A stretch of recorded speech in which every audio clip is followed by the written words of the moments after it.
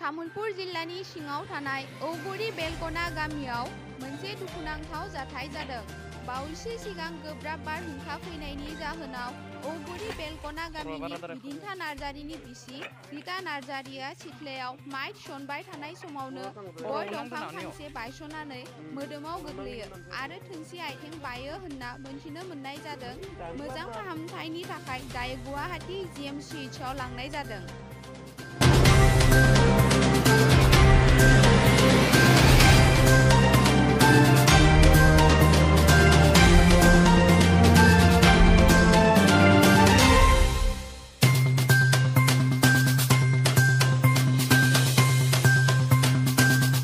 दिनै दानि बावैसो जिथु बार थांबाय बे बारावहाय जोंनि न'खरनिनो सासे हिन्जावसा गामियाव मोननाय बिथाङा माइ हुखांबाय थानायाव गय बायनानै माने बिखुङाव गोलैदों फार्स्टआव, बिनिफ्राय आथिङाव गोलैनानै आथिङा बायदों।